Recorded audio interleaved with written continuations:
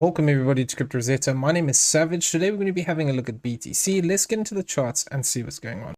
Okay, so within our two different ways that we're looking at this structure, what we are looking for is either the potential that this move up is incomplete and we could be looking for a higher push here, or alternatively we're still looking at that bearish scenario where we got lower to come here.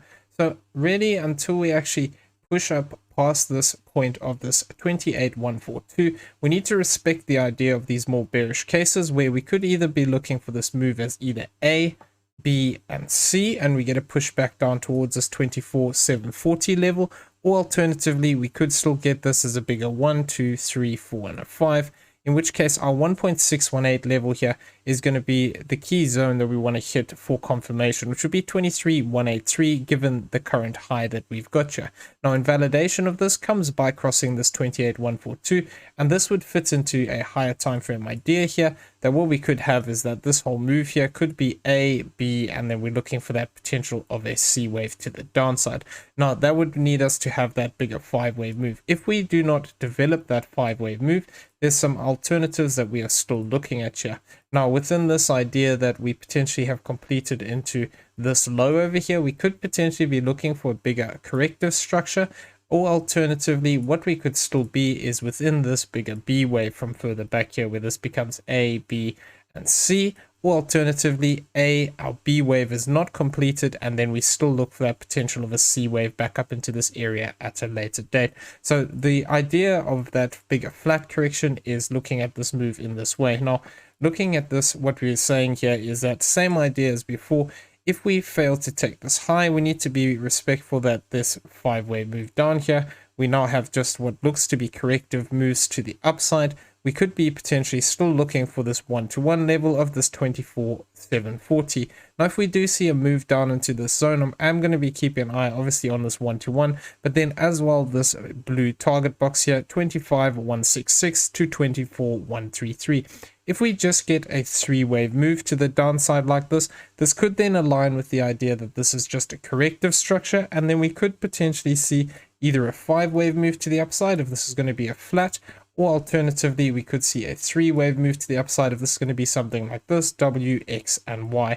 This would align with coming back up here one more time and looking to challenge some of these higher levels. So if we do see something like that, I will be looking out for these zones of this 50% to this 382, especially if we are looking at a flat, because this is a common target area for flat corrections. Alternatively, I will also be looking up here if we do get a little bit of extension. This 0.618 level is quite an interesting zone as a retest of some of this support that we had here, and then this 0.786 would actually be a retest of this B wave high. So those are going to be areas of interest if we do start to see some price action move up.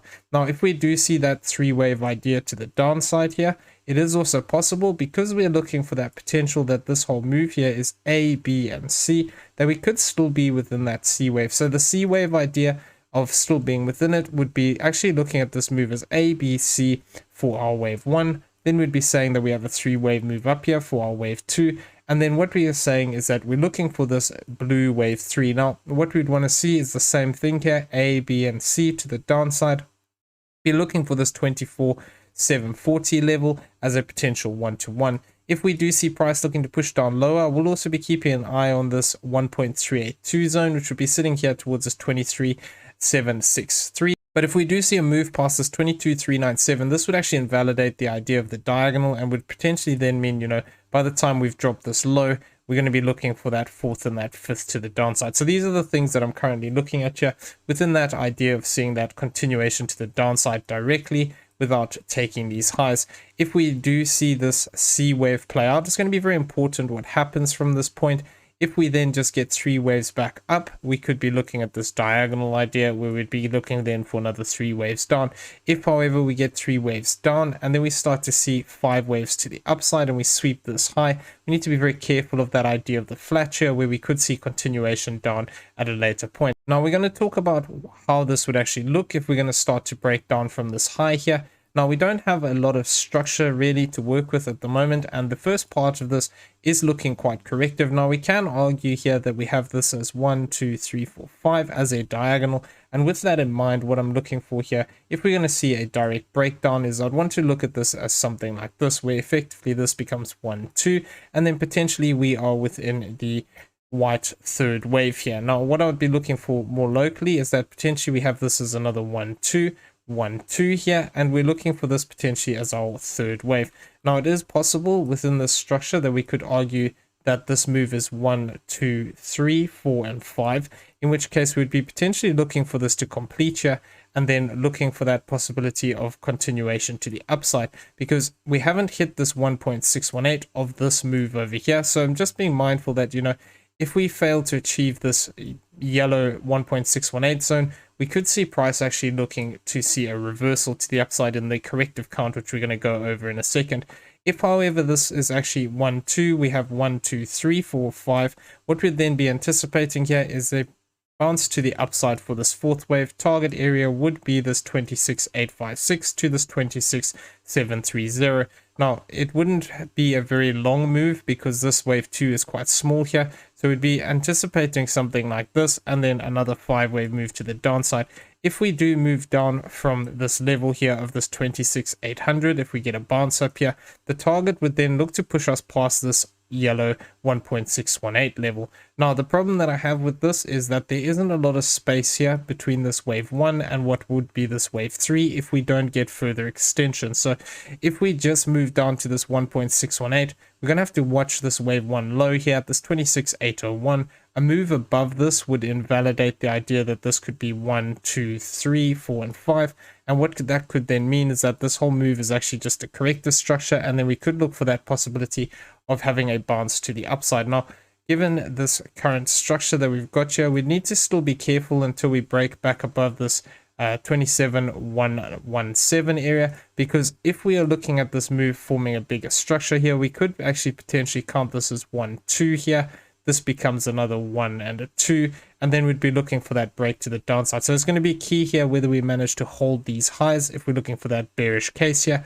If we do continue to hold them, we have this potential of either seeing a direct extension where I'm missing something within these subwaves here, and potentially we've got some more extension within them, or alternatively, like I said here, we could actually be looking for a bigger sell-off. So the idea here would be that we're looking to form 5-wave move down where we get 1, 2, 3, 4, 5, and then we'd be watching the retracement. If we do get a 5-wave move to the downside here, then a 3-wave move up could indicate then that that is our wave 2, and then we'd be looking for that continuation to the downside afterwards. So this is going to be what I'm looking for within this bearish scenario, is that if we continue to hold these highs here and we see price continuing to sell off here, potentially we could look for that continuation down. But we do have some support levels in here that we need to be careful of. So if we just see price do this as a 3-wave down, we could potentially still look for that continuation to the upside. Now, if we're looking for potential to see continuation up here, one of the other ways that we discuss this is that this move could be a bigger corrective structure from further back here, where this is W, X, and Y, and this last move here is ABC.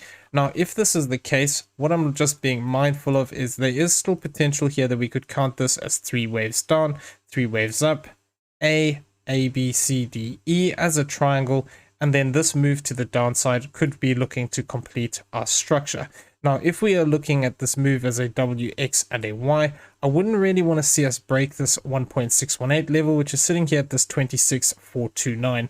If we start breaking below that zone, then it becomes more likely that, like I said here, we are looking at that potential of 1, 2, 3, 4, 5, but we'd have to wait for that 4th wave to confirm. If we do see just a 3-wave move to the downside here, I'm going to be watching out for the potential to have a 3-wave reversal to the upside.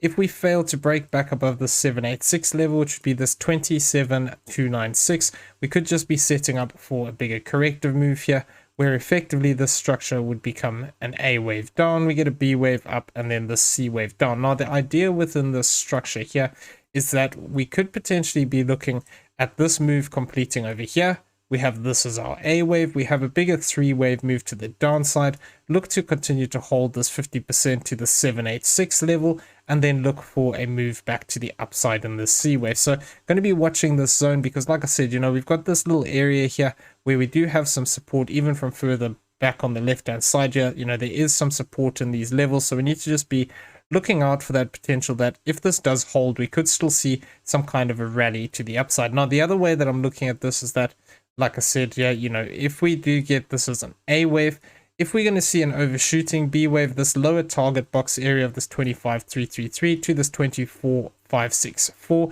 is going to be an interesting zone. So if we do see rather this move looking to complete as ABC, we see 3 waves up and then we see a continuation down, something like this, then what we would be looking for is the potential that this B wave could be overshooting. But the primary way I'm going to look at this is to see if we find support in this zone and see if we get a reaction to the upside. So we have actually hit this 1618 level here, and potentially this is now starting to line up with that idea of that 5 wave move.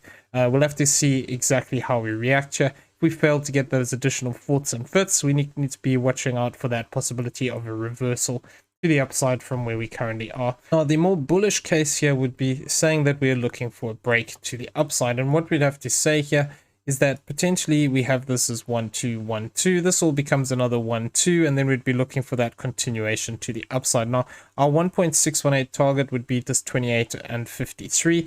2.618 target would be up here at this 29,246. Now, the reason I've got this 2.618 target here is because if we're looking at this lower confidence breakout count, what we'd be saying is that this move here could potentially be our diagonal, where we say that this move is 1 2 3 4 and 5. Now, if we are looking at this as a diagonal, until we actually cross this invalidation point here of this 26,225, we need to be on the lookout for that potential that we could see a rally back to the upside here, where we do look for additional structure to the upside. Now, what I'd be looking for here is that we are potentially within this wave 2. Now, we can see here within this idea where we have this as a bigger W, X, A, triangle for B, and a C wave to the downside. We have come down past this 1-to-1 level, and we have hit this 1263. So I'm going to be watching this zone to see if we get a reaction. We've actually had an interaction with our 0.786, and actually if I throw this onto the 0.854, we can see that we've just fallen short of that zone as well.